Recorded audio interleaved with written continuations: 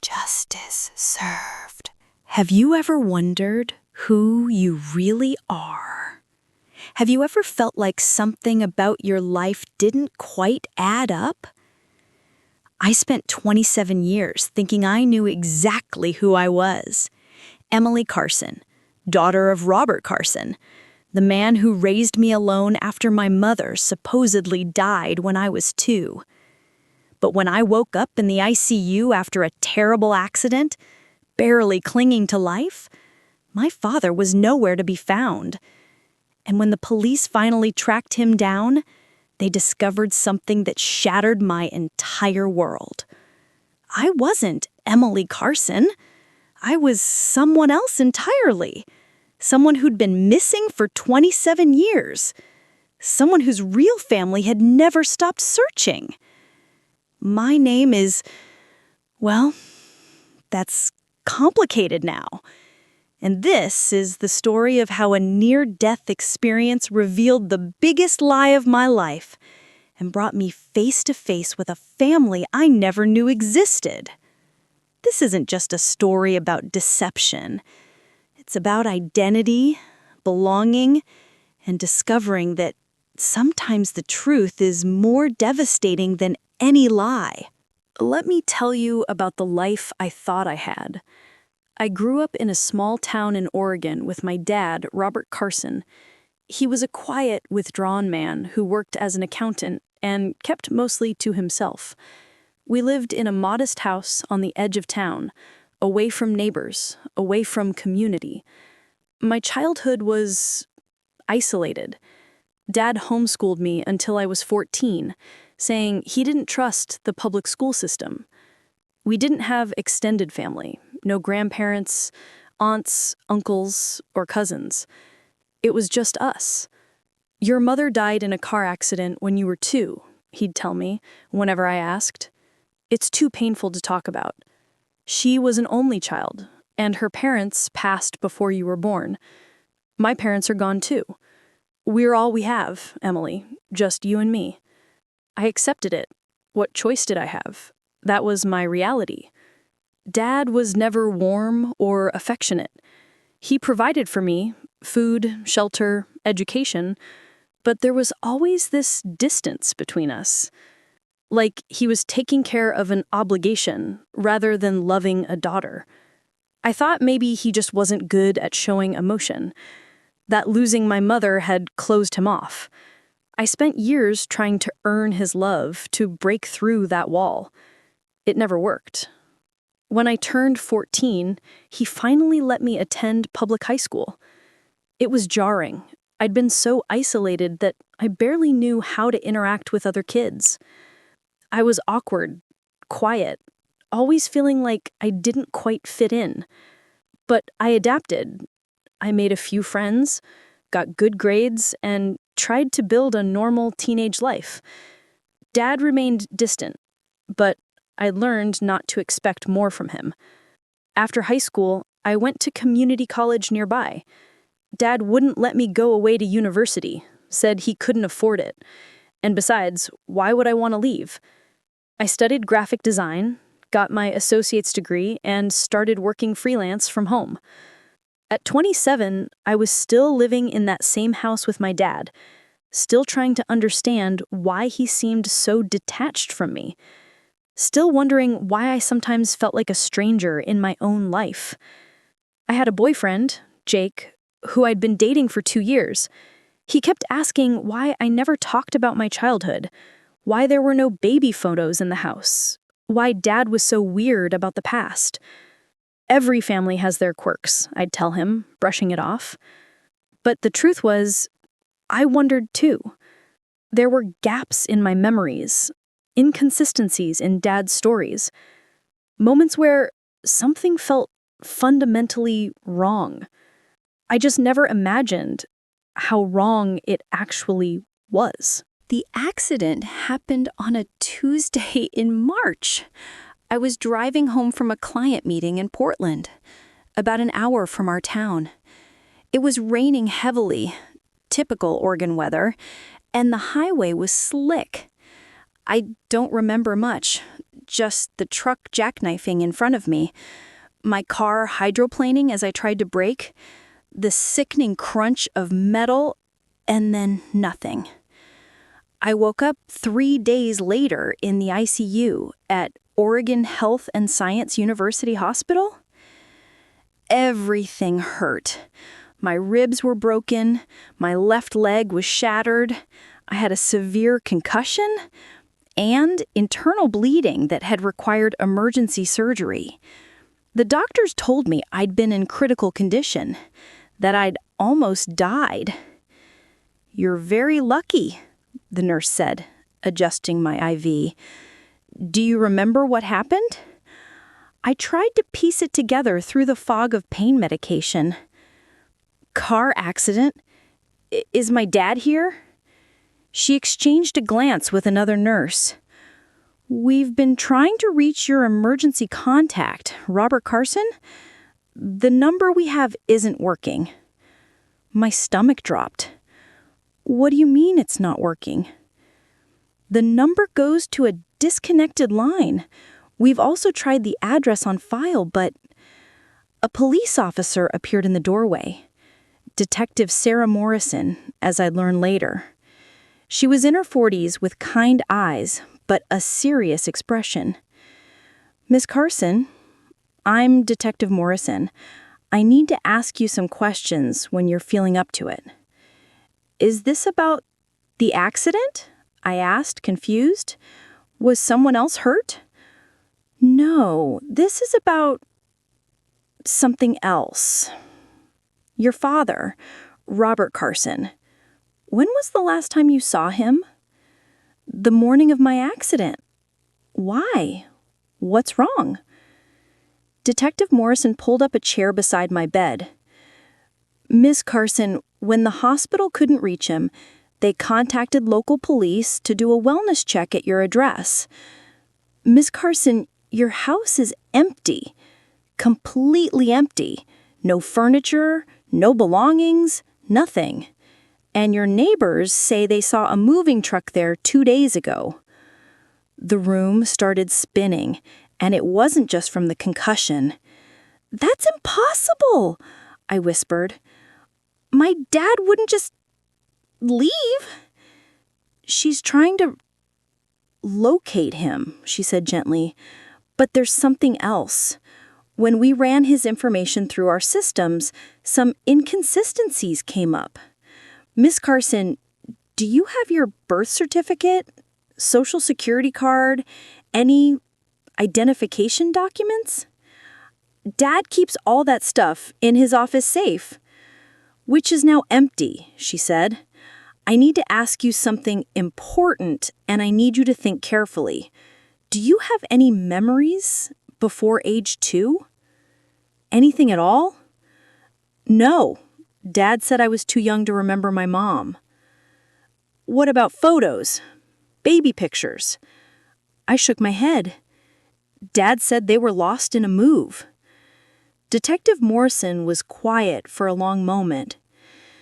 "Miss Carson, I'm going to need to run your fingerprints and DNA through our databases. There's a possibility that your identity may not be what you believe it is." "What are you saying?" "I'm saying that Robert Carson may not be your biological father. And if that's true, we need to find out who you really are." I wanted to argue, to tell her she was wrong, that this was insane.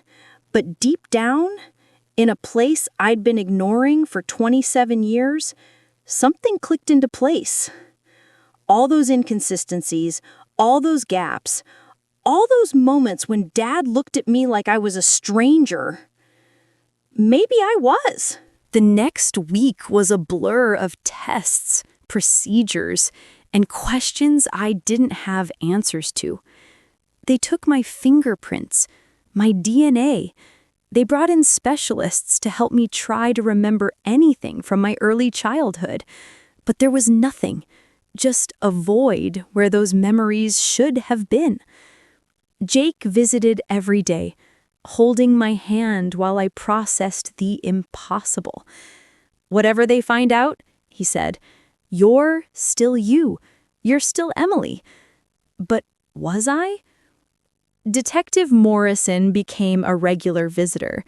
She was investigating Robert Carson, or whoever he really was. The house had been thoroughly cleaned. No forensic evidence, no paper trail, nothing that could tell them where he'd gone or why.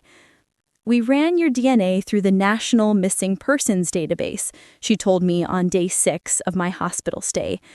"Emily, we got a hit." My heart stopped. What? In 1997, a 2-year-old girl named Sophia Marie Bennett was abducted from her home in Sacramento, California. The case went cold after months of investigation. Her parents never stopped looking. She paused. "Your DNA is a familial match to Michael and Catherine Bennett." The name meant nothing to me. Sophia Marie Bennett? It felt like someone else's identity, not mine. "Are you saying I'm their daughter?" "We're saying it's highly probable. We've contacted the Bennetts. They're on their way here." I felt like I was drowning. I don't remember them. I don't remember anything. "You were 2 years old when you were taken. That's not unusual." Detective Morrison's voice was gentle. "Emily, or Sophia, I know this is overwhelming, but you need to understand what this means. Robert Carson kidnapped you 27 years ago. He's been living under a false identity, and he's raised you under a false identity. The moment he found out you were in the hospital and authorities were involved, he ran." Why? Why would he do this? "We're still investigating, but there are theories." Over the next few days, I learned the full story, at least as much as they'd been able to piece together. In 1997, Robert Carson was actually Robert Walsh, a man who'd lost custody of his daughter in a bitter divorce.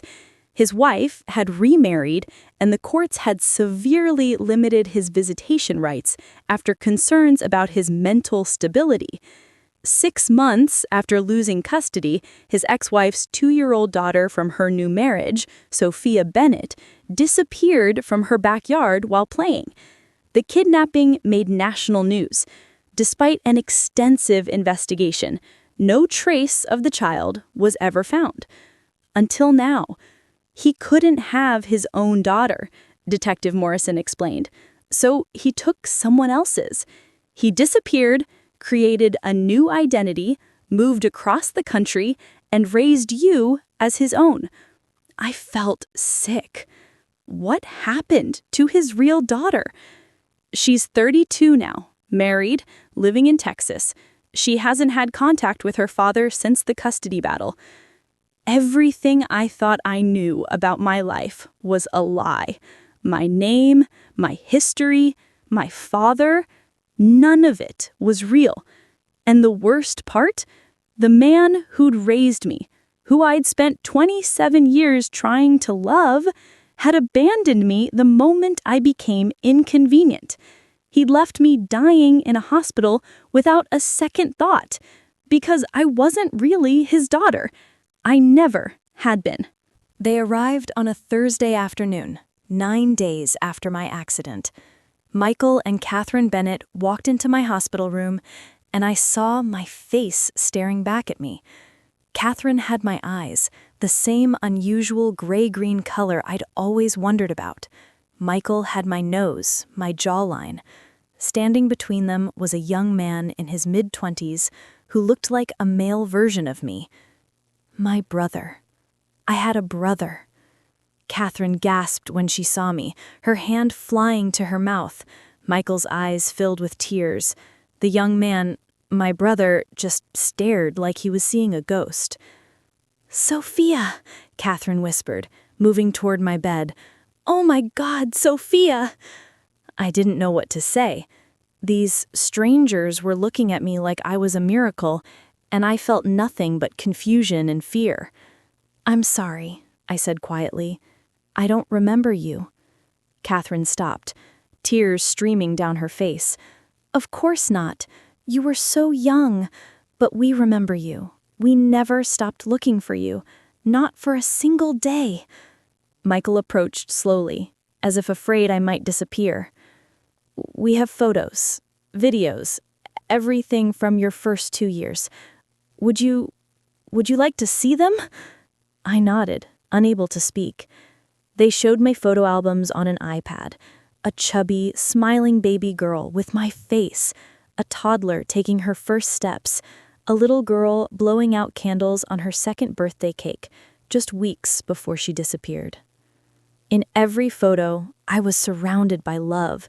Catherine holding me, beaming with joy, Michael giving me piggyback rides, a baby boy, my brother Daniel, in my lap as we both grinned at the camera. "You loved Daniel so much," Catherine said, her voice breaking. "You were such a good big sister, even at 2. You called him Danny Boy and would sing to him."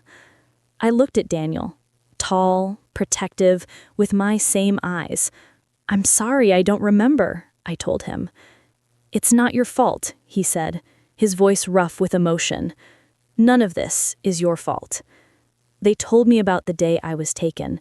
Catherine had been inside making lunch when I was playing in the fenced backyard.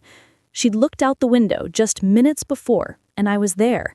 When she came outside with sandwiches 5 minutes later, I was gone.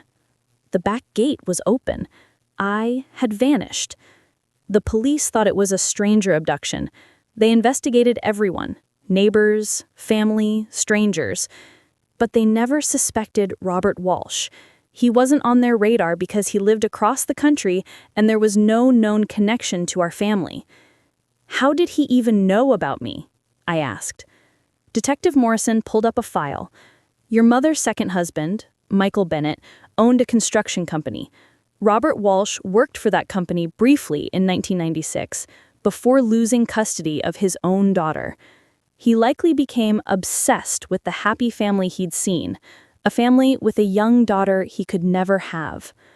It was so calculated, so cold. He'd watched this family, studied them, and when the opportunity arose, he'd stolen their child. He'd stolen me." "We need to tell you something," Catherine said, gently. "We understand this is overwhelming. We don't expect you to suddenly be our daughter again. You've lived 27 years as someone else. We're so grateful you're alive, that we found you. We want to get to know you. Whatever that looks like, whatever pace you need, we're here." Daniel leaned forward. "I looked for you too, when I got older. I became a private investigator partially because of you. I never gave up hope.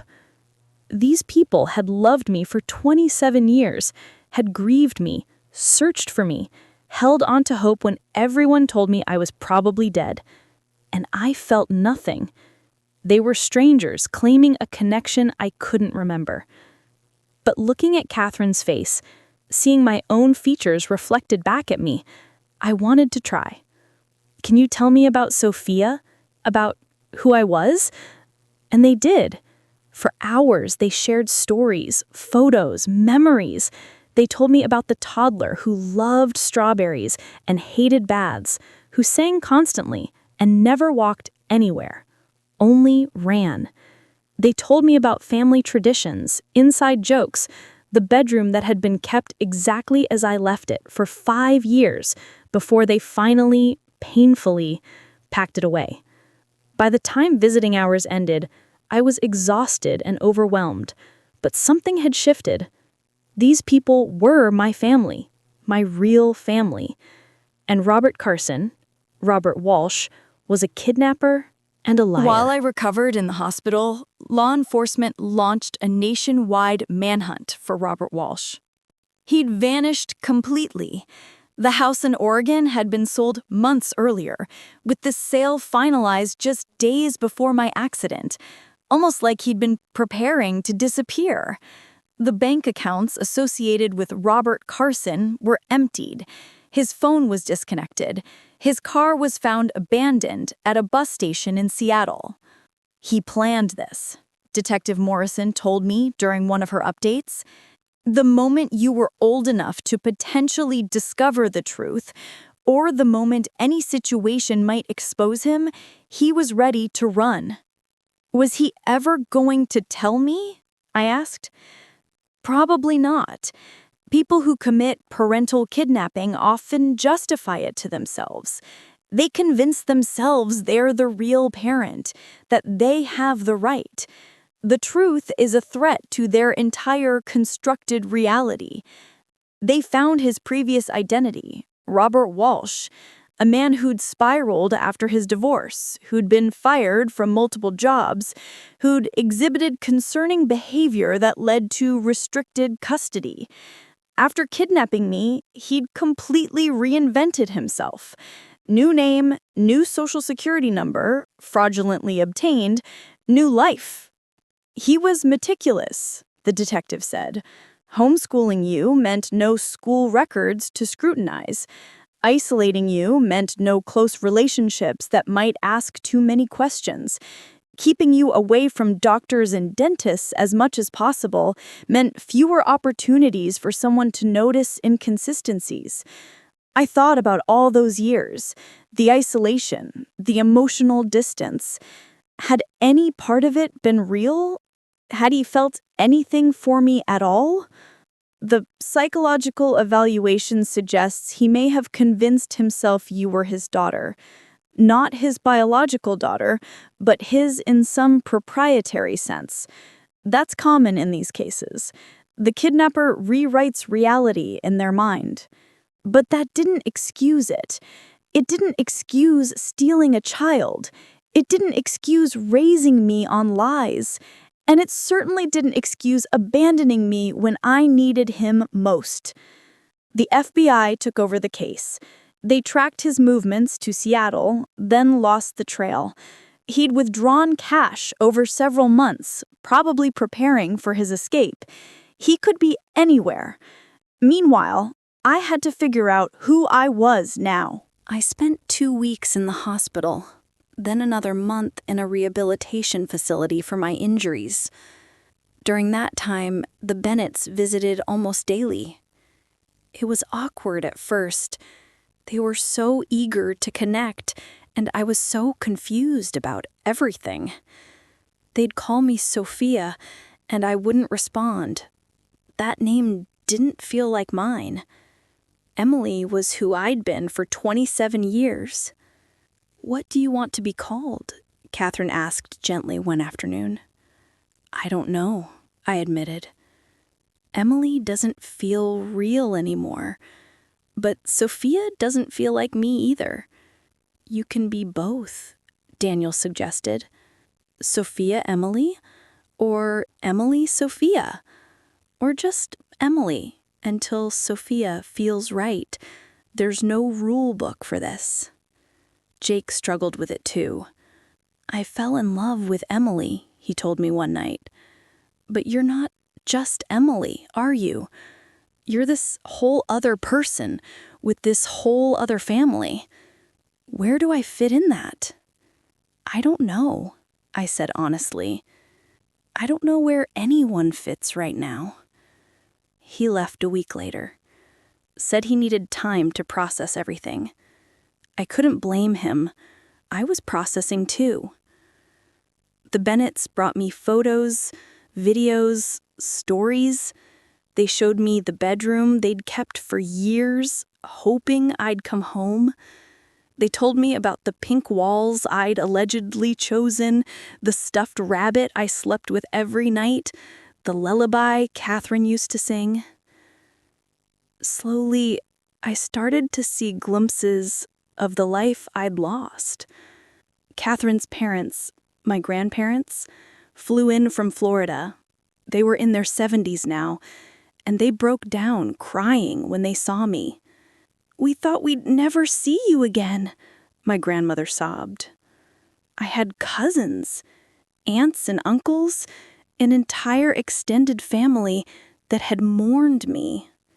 "Every birthday, we'd light a candle for you," Catherine told me. 25 candles over the years, and we'd wish for you to come home." The guilt was overwhelming. These people had suffered for 27 years because of what Robert Walsh did. And I'd been living with their daughter's kidnapper, calling him Dad, completely unaware. "This isn't your fault," Michael kept saying, as if reading my thoughts. "You were a victim, Sophia. You were 2 years old." But I felt responsible somehow, like I should have known, should have figured it out.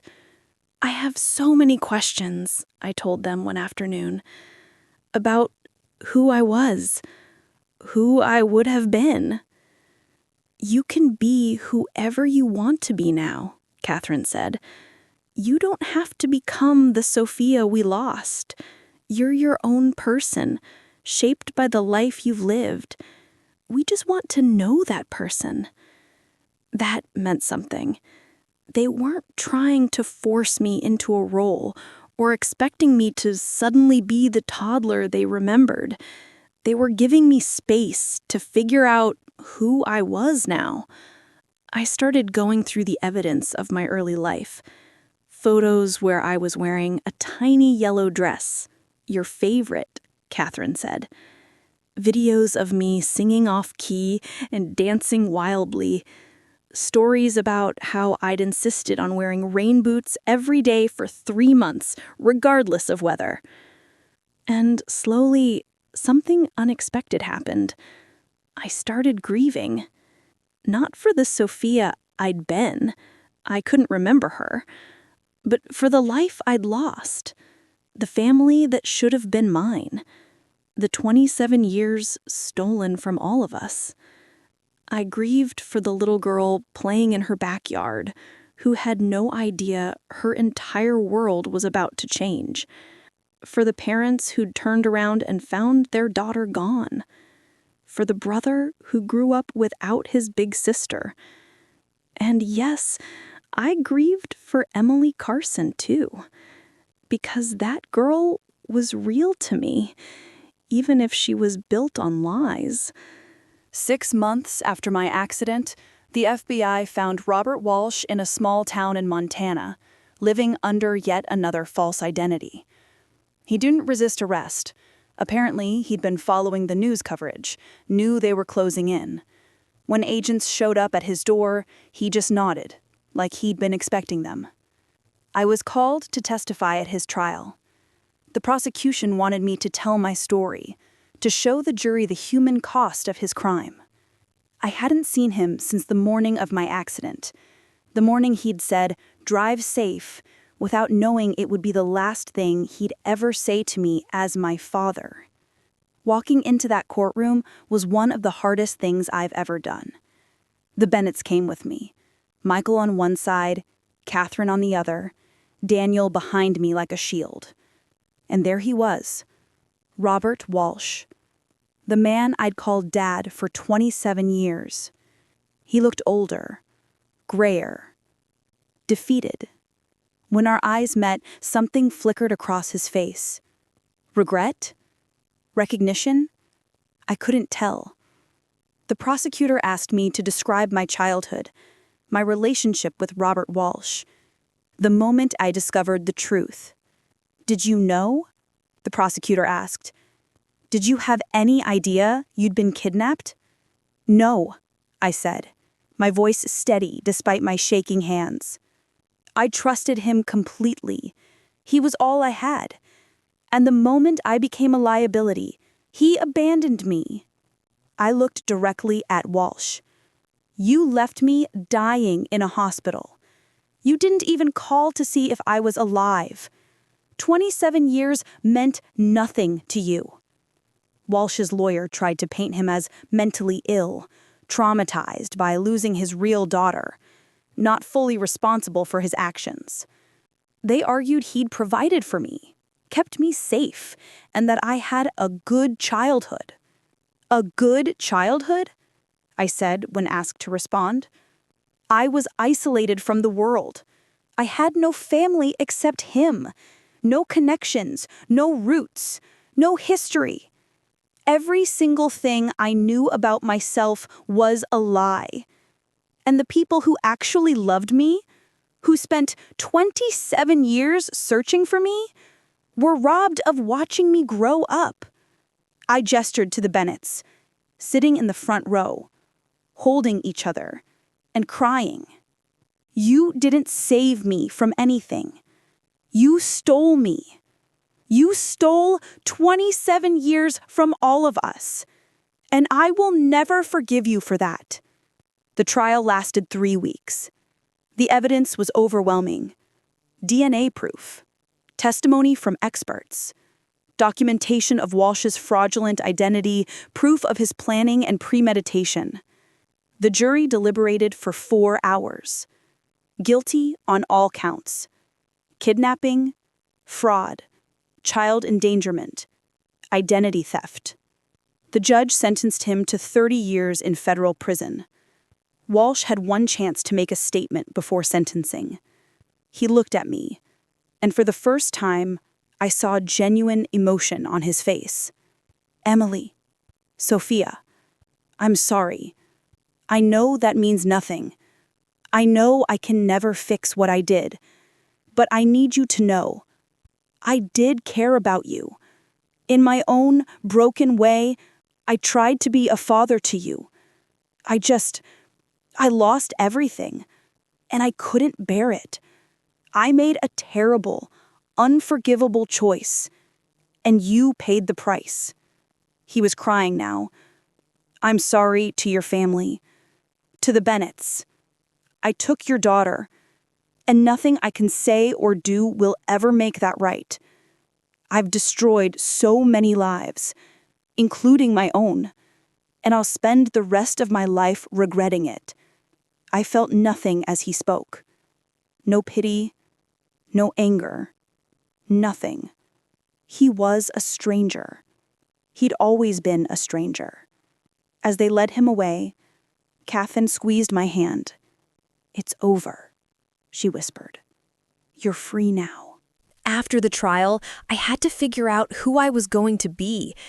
Legally, I was Sophia Marie Bennett again. Emily Carson never existed. She was a fiction created by a kidnapper. My social security number, my work history, everything associated with that name was fraudulent. It was a bureaucratic nightmare. I had to essentially rebuild my identity from scratch. But more importantly, I had to rebuild my sense of self. I moved to Sacramento, near the Bennetts. They helped me find an apartment, helped me reestablish my career under my real name. Catherine came over weekly with old photo albums, gently sharing pieces of the life I'd lost. I don't want to overwhelm you, she'd say, but I want you to know where you came from. Daniel became my unexpected anchor. We were only 2 years apart, and somehow he understood what I was going through better than anyone. You're allowed to be confused, he told me one night over pizza. You're allowed to grieve for Emily, even though she wasn't real. You're allowed to be angry at Walsh. You're allowed to struggle with this family. All of it is valid. Do you resent me? I asked, for leaving. You didn't leave, Sophia. You were stolen. And no, I don't resent you. I'm just grateful I got my sister back. It wasn't all smooth. There were difficult conversations about missed milestones, about the family I didn't remember, about expectations and boundaries. Michael wanted to teach me to fish. Apparently, he'd planned to do that with me when I was older. Catherine wanted to cook family recipes together. They had all these dreams of what our relationship would be, and I had to gently remind them that I was 27, not 2. We couldn't just pick up where we left off. But slowly, we built something new. Not the parent-child relationship we'd lost, but something else. Something real. I went to therapy, lots of therapy. Processed the trauma, the identity crisis, the grief and anger and confusion. My therapist helped me understand that I could honor both parts of my story, the Sophia I was born as, and the Emily I'd been raised to be. You're not one or the other, she said.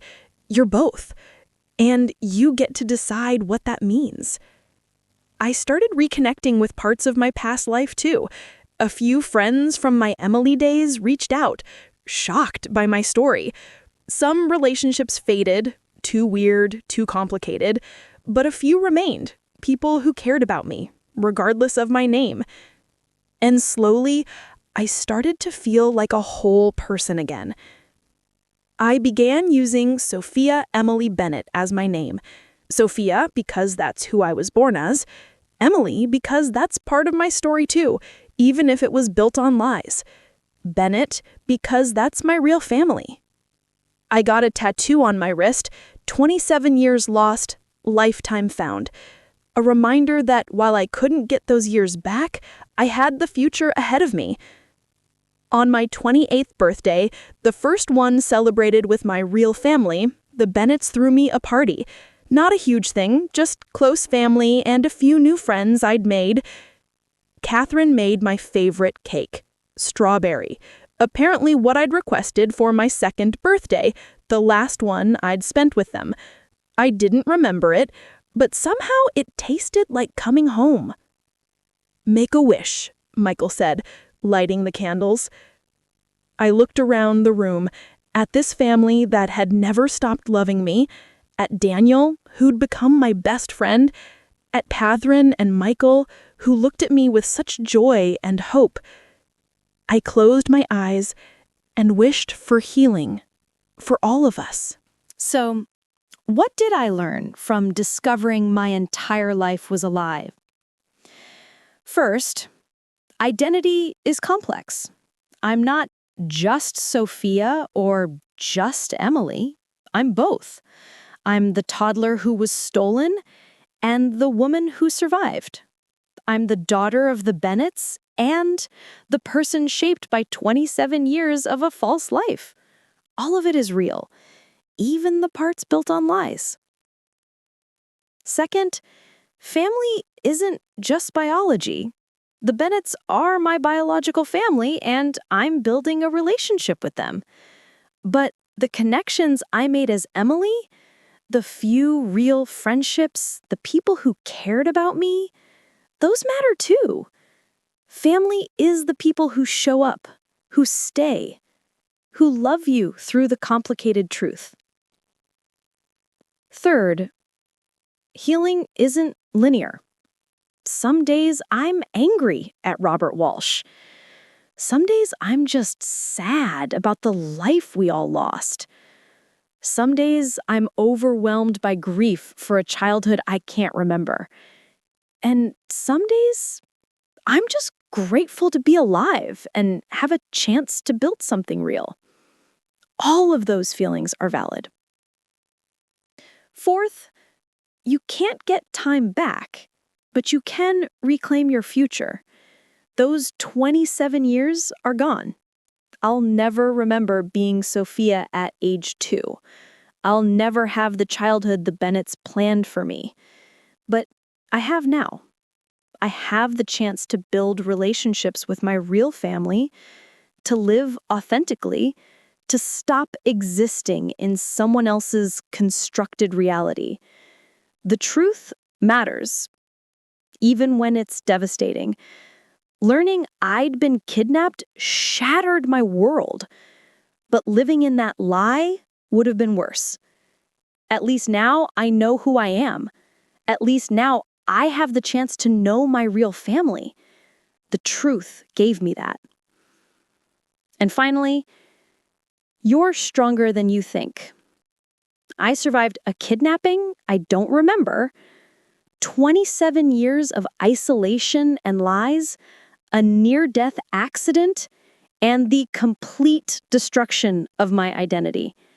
And I'm still here. I'm still fighting. I'm still building a life.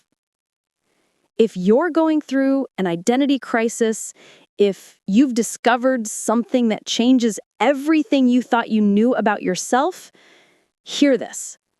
You will survive it. It will be hard. It will be painful. You'll question everything. But on the other side of that pain is clarity and freedom. My name is Sophia Emily Bennett. I was kidnapped at age 2 and raised under a false identity for 27 years. The man I called father left me to die in a hospital when the truth threatened to come out. But I survived. I found my real family, and I'm building a life based on truth, not lies. Robert Walsh took my childhood from me. He took 27 years from the Bennetts. He stole memories, milestones, and time we'll never get back. But he didn't take my future. That's mine now. And to anyone out there who feels like something about their life doesn't add up, who has gaps in their childhood memories, who has parents who are secretive about the past, trust your instincts. Ask questions. Seek truth. Because you deserve to know who you really are. And your real family might still be out there, searching for you, never giving up hope, just like mine was.